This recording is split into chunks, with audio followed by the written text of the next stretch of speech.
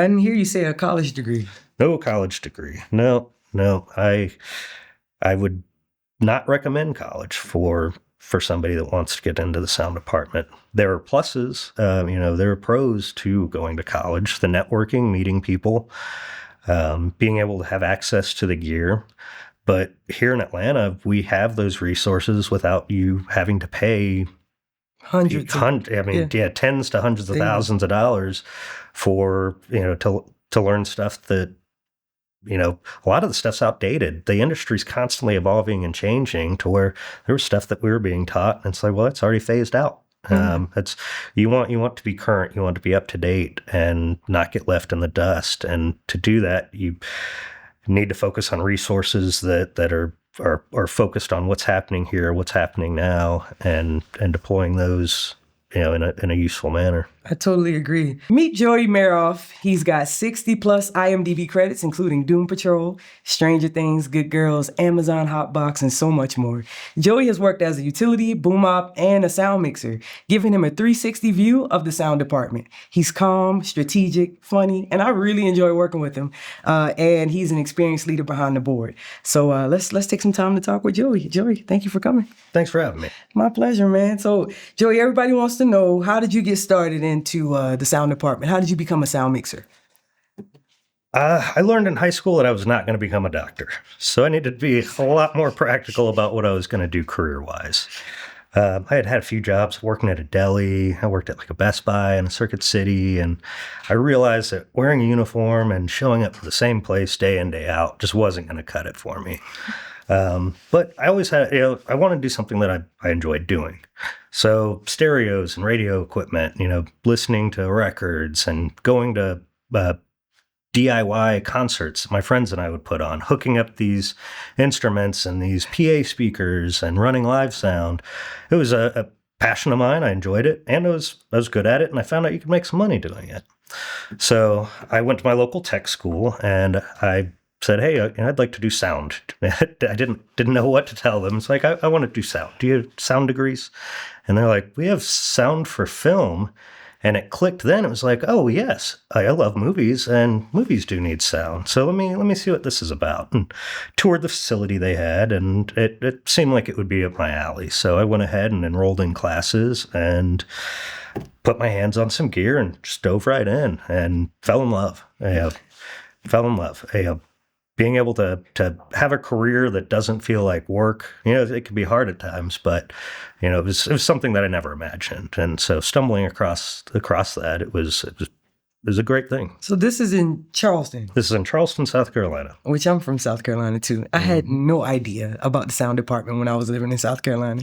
Actually, I found out as a sophomore in college about this. So you got a head start. Good time. When did you move to Georgia?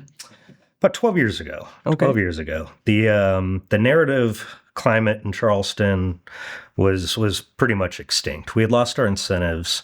The only thing that was left was home and garden TV stuff, cooking shows, and a reality show. I don't want to say the name, but a terrible reality show. And those were my options for work. And I didn't grow up watching monster movies and Star Wars and all these fantastical things to work on these trashy reality TV shows.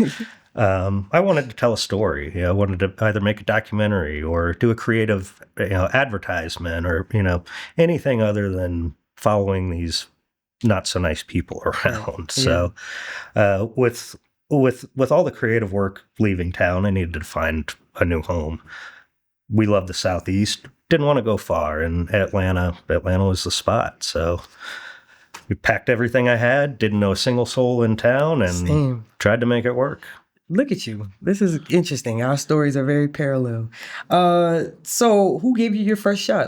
So when you got to Atlanta, what was your first, what did you do? Got to Atlanta, and there were a couple folks I knew from the Charleston film world, but they weren't sound. They were rigging electricians. They were camera. There was nothing they could help me out with sound-wise other than they were just trying to make their way too. They didn't know too many people, but there was a couple names that were passed around. And so I got in touch with those folks and Never heard back. It was crickets. And so then I started showing up to, there's True Audio and Gotham Sound, or rental houses. Started showing up there and became friendly with the staff. Talked to people that might have entered the store. They'd have events, networking events. I'd pop out there and just tried to introduce myself, try to get my name out there. And if somebody gave me a shot. I did have some experience in Charleston, so that was helpful, that I wasn't completely new to the game. I was just new to Atlanta. So once I got my name out there and I could demonstrate my skills, it was, land of milk and honey. I was working all the time. The work was there. So this was utility work. This was utility work. So I was a mixer in Charleston. I was doing bag work, and I was a mixer in Charleston first. When I came to Atlanta, I got advice to, hey, step back and be a utility. The only thing I knew about mixing was what I had taught myself. The school that I went to didn't really have a sound course. They had equipment, they had gear that I could use, and I learned from that and applied it to jobs. But I had never worked under anybody that had the knowledge and the skill set of 20 years in the industry. And so I was given the advice to be a utility and learn from more experienced folks that way. So that's what I did, and found out that there was so much that I didn't know. I thought I knew it all. I thought I was going to come here and just mix and be right in the big leagues. There was so much I didn't know. And so it was very humbling to, be at the top of the ladder, so I thought, and go down to the very bottom and then learn the fundamentals. I'm so glad it didn't work out that I started mixing, because I would have made some mistakes. I would have I would have had a bad name. Don't hire this guy. He makes these silly mistakes, because I didn't know better. I'm so happy that started back basically from scratch at the bottom and learned these valuable skills from these very knowledgeable folks. That's awesome. So I was a utility for 7 years. How soon was it? How long were you a utility? And how soon was it before you started making six figures? I was a utility for about 4 years. And then a second boom operator. I worked with a mixer that basically I don't want to say the utility position didn't exist, but we had two boom operators and no utility. So we both got paid the same rate. We both went out and boomed. We both kind of shared the duties, and it was great. As a boom op, you didn't have the stress of having to boom all day. You got to take those breaks, and then just kind of switch out and tag team, not have to swing back and forth. It was easier on everybody to just have two people making the same good rate and sharing the responsibilities. So let's share rates. At that time, when I remember my first job, I was 2 months out of college, and I got evicted because I wanted to join a union.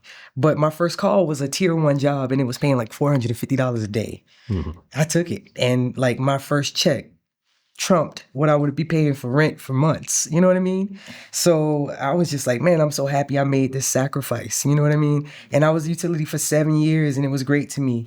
And then I started to mix and commercials and small jobs and stuff like that. What was your trajectory? How did that happen for you? So after utility, it was, I loved being on set. I loved watching actors perform, and just be right there with the talent. There was something very organic. There was a kind of an energy that, I can't even really describe it. It's just live. It's electric. It's really cool watching these folks do what they're paid to do, and you're feet from them and contributing to their performance by capturing it. And I absolutely loved it. Plus it paid more. And it was also getting to a point where if I didn't do it, there'd be somebody that didn't quite have the experience that I had, and I'd have to come in and supplement their booming. And I didn't want to have to work extra hard and make less money. So then I popped into the booming and was doing that full time. That's how I met you. Yeah. Still boom. I I will always enjoy the feeling of being on set and watching an actor perform that stuff.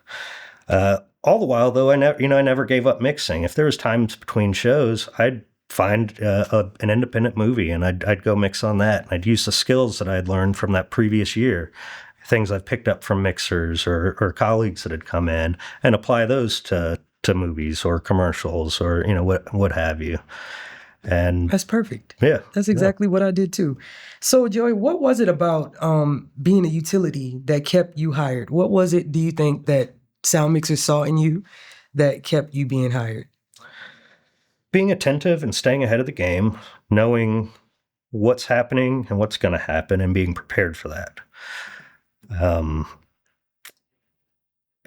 Being eager, showing interest helped a lot. When somebody's bored and their heart isn't in it, I think it affects their performance. So just always being, I had rose-colored glasses on and I'm still wearing them. I have fun when I'm at work.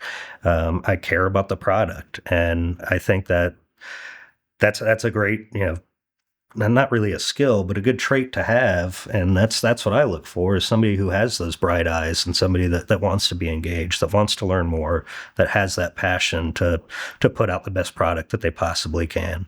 You like how my commercials sound? Of course you do. You should learn from the pros at Sound Mixers. Sign up today.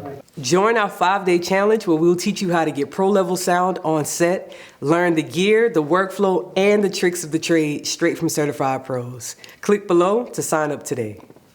So what would you say is like the top 3 things a utility should know to be valuable in this industry? To start, you don't have to know, you wouldn't have to know anything about sound. You need to have a good attitude. I want somebody that is going to listen, that isn't going to talk back, that's going to be receptive to feedback. Everybody makes mistakes, and that's okay. You just try not to repeat them. So somebody that can learn in a way and not get too bent out of shape if something isn't happening the right way. Timeliness, showing up well before, you need to be there before we're ready to be there.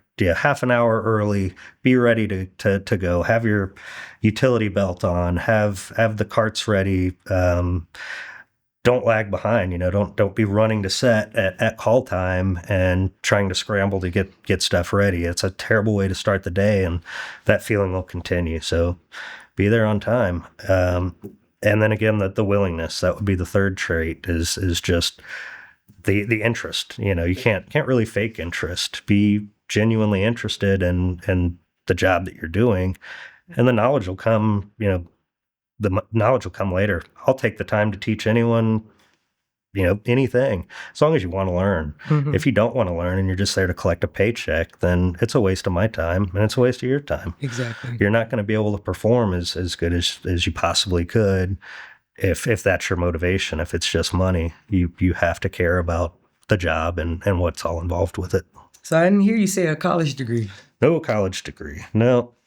I would not recommend college for somebody that wants to get into the sound department. There are pluses, there are pros to going to college: the networking, meeting people, being able to have access to the gear.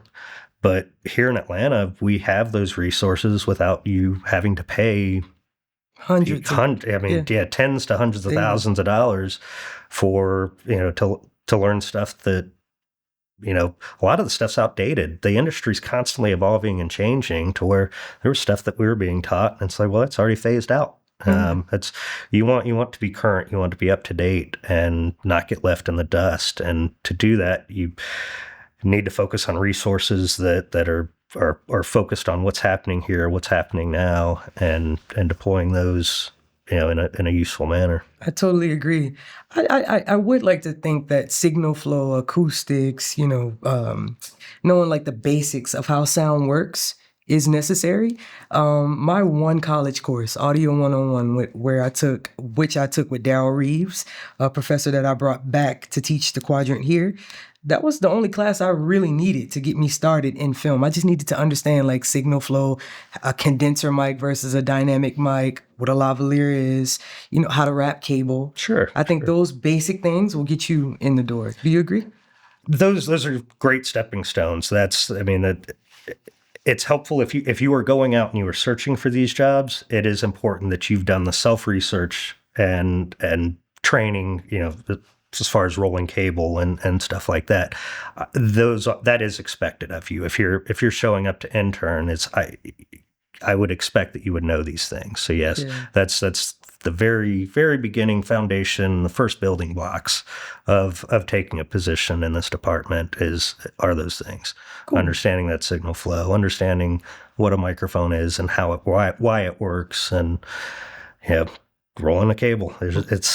Can never get too much. You'll never stop. You'll never stop. You will do that from the beginning of your career to the end of your career. You will always be rolling cable. So learn how to do it right. I agree. So then you moved into boom up. So what is it that sound mixers? Now, I can ask you what kept you working, and I can also ask you what do you look for when you hire a boom up? I can tell you why I like working with you. You're pleasant to be around. You're pleasant to be around. You're hilarious. And you're professional.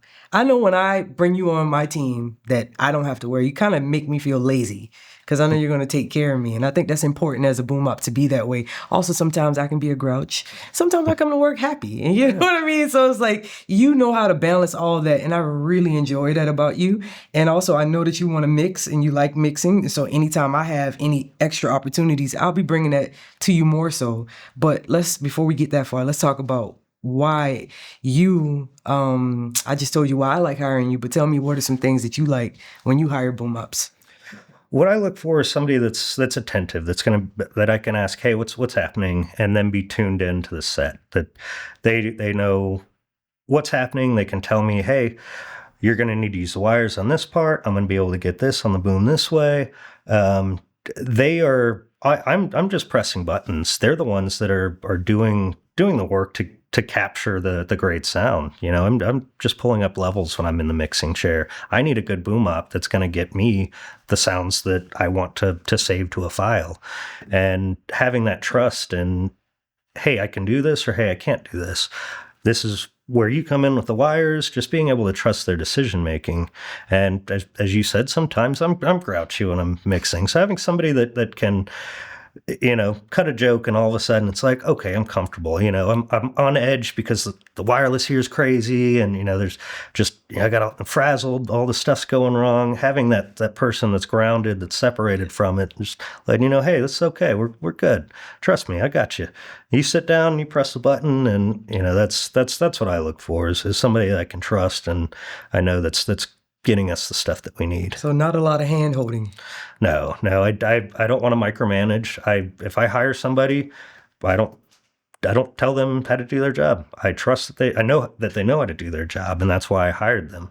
That lets me do my job. I don't have to worry about designating tasks.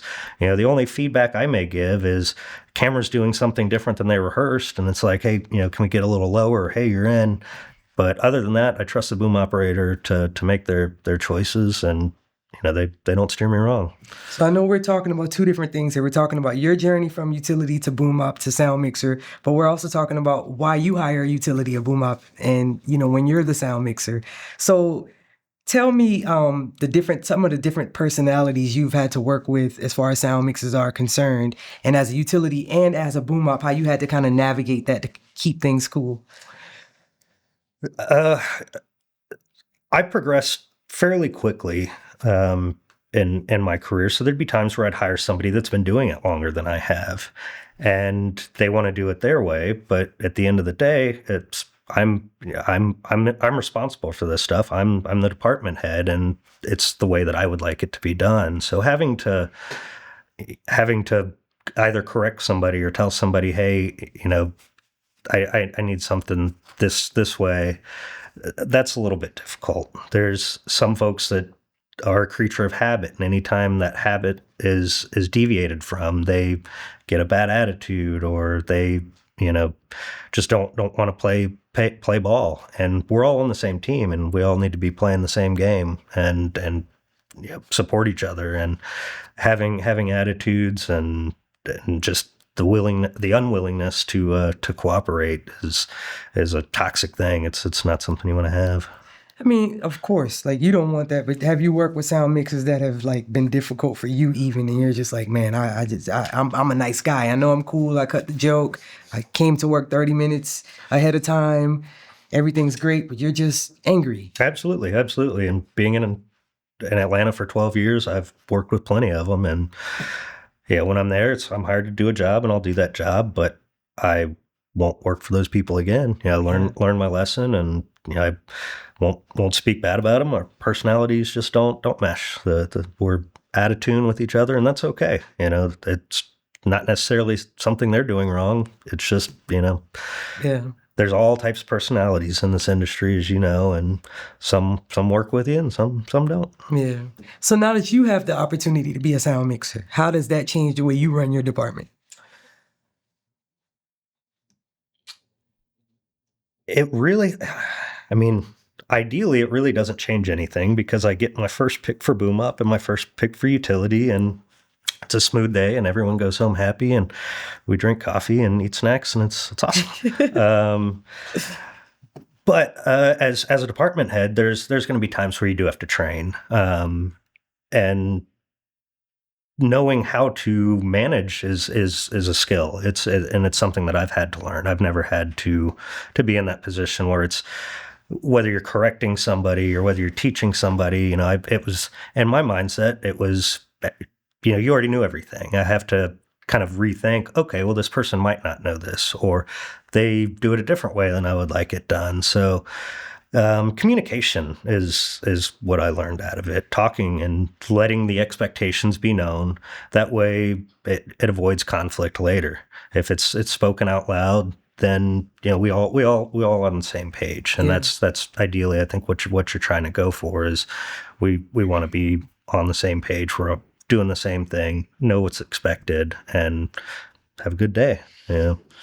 Quick break. If you want the uncut audience questions, BTS breakdowns, and my personal checklist and templates, join the Sound Mixer School community. It's $10 a month, cancel anytime, and you get a live 10 to 15 minute after show Q&A where you get to help shape the next episode. Scan the QR code or hit the link in the description. Now let's get back to the show. Let's talk about etiquette. Showing up on time, smelling decent, knowing when to step in and when to back away. Like, how did you develop those skills? Hygiene is something that you should already know, but if you don't, take care of those things. It's very easy. Chew some gum, take a shower, wash your clothes, show up looking somewhat presentable. That's fine. But other things, you can only learn it by being on set. You have to absorb what's around you. You have to see this giant world that has people that are way more experienced than you and sometimes way less experienced than you, and seeing how they all work together, how it all meshes, what the formula is to make this end product happen. And with that, it's nothing you can read out of a book. It's nothing that somebody can sit down across the table from you and tell you. You can only learn it from being there and repeating it over and over and over. And after a while, it becomes common knowledge. It's like, oh, yeah, of course, this is how this works. When, 2 years ago, it was just an alien concept. You had no idea what was going on. The only way to learn it is to be there, to live it, to breathe it. Yeah, I agree. How's work going for you now? Like, things have been so weird in Georgia. It's June 2025, and, I do mostly commercials, so work has been steady for me, but not as busy as it usually is. What about the narrative world and TV and film? How's that going for you guys? It's tough. It's very tough. There aren't many shows to go around. The writer's strike from 2 years ago really put a hurting on the amount of active productions in the area. I would do 2 TV series plus a feature a year and just stay busy constantly. And then it got to a point where that just wasn't the case anymore. And it got bad. I was getting married. I'd bought a house. All these financial responsibilities that I had was becoming a lot more real and scary. And thankfully, you helped me through a lot of that by calling me up for work and filling the gap. So having a network and a support system of folks that know that I'm out of work, or my colleagues like Brian and some of these folks that have been in it for a long time, knowing that they're out of work and reaching out, hey, I got a day here, got a day there. Love to have you out. Yeah, I heard you guys talking about that earlier. Yeah, that's kind of how we get through it is we need each other. We, rely on our colleagues to help, even if it's just talking, even if it's not a job, just, hey, not alone. We haven't seen work slow down like this, I think, ever It's in strange. this town. It's very, very strange. So how are you pivoting, and what do you suggest to people that are, in the industry already, or people that are just graduating college? This is a weird time for them. I'm still navigating it, so I don't know that I have advice. I've seen a lot of folks leave, and there's folks that have been in over 10 years that have had to leave and start a new career. And if you can make it work, but there's sometimes where you just can't. And if you're starting that new career and you get an offer to go work for a couple weeks on something, it's kind of hard to quit that new career that you've started, that job, just so you can get that couple of weeks for film, and then you're jobless again after that. It's hard to find employment where they know you're going to leave if film calls. But if that film call isn't long enough, you're not making the money you need to survive. I don't have a... We're about 35 minutes in. Okay. I don't have kids or anything like that, and my wife is very understanding of the ebbs and flows. But I couldn't imagine trying to navigate this landscape now if I had kids to take care of or family to provide for. It's been rough, and I think it's going to continue to be rough, and it's something that's facing folks, like I said, that have experience. It doesn't matter how good you are; it's a luck of the draw whether you get that phone call or not. But is this a recession-proof business? I mean, even during the bad times, people still want to watch podcasts. People still want to listen to music. People still want to go see a live show. People still want to go to baseball games. Absolutely. Game shows are still happening. Corporate money's still going around. So, I mean, if you know how to pivot. There's definitely opportunities to pivot, but we need to sell people on Georgia, remind them that this is a great place to work. It's a great place to shoot. We've got talented technicians, and we've got some beautiful landscapes, and, Georgia's got beaches, we've got mountains, we've got cities, we've got a lot to offer, and getting these folks to come back and see us again I think will help us out a lot. Well, that's, when I first got started in like 2010, there was a time where Georgia and the union were begging people to come here to work. Now we're like, stay where you are. But, that time has passed. However, I believe that the market will turn again. I also think that since it is a slow time, if I was new and I just got out of college, I would be calling everybody up right now because I know it's going to come back around. And this is where I'll be honing my skills at, and also getting them to see my passion so they can give me an opportunity. What would you say to that? Make those calls, but it's tough if those people aren't working, and there's only so much information they can offer you. They can't bring you on set if they're not on a set working. A time like this is where it would be good to take some of those jobs that are, free, where you're getting meal and a credit, or getting paid $50 a day. Taking some of those gigs and learning on those type of sets. Find local schools in the area and see if most of the time nobody wants to do sound. Film school kids, they want to direct, they want to write, they want to be a camera. Nobody goes and wants to do sound. I mean, we do because we're cool, but no, all these nerds want to direct. So that was very helpful when I was in my early stages. Was everybody needed a sound guy? Nobody wanted to be a sound person. So finding those jobs. Everyone needs a sound person. Everyone's project needs a sound person. So there's certain events that happen throughout the city. Film Bar Mondays is one. There's just tons and tons of Facebook groups and meetups, and going out and talking to some of these folks that are making their own projects. Now is a lot of times now I'm noticing that a lot of my colleagues and peers are making their own projects. They have the time, they have the resources, and so they're making some of their ideas happen. They don't have much money to pay, but people are making stuff, even if it's not, putting money in your wallet. It's experience, and if you're early on in your career, that experience is invaluable. Absolutely agree.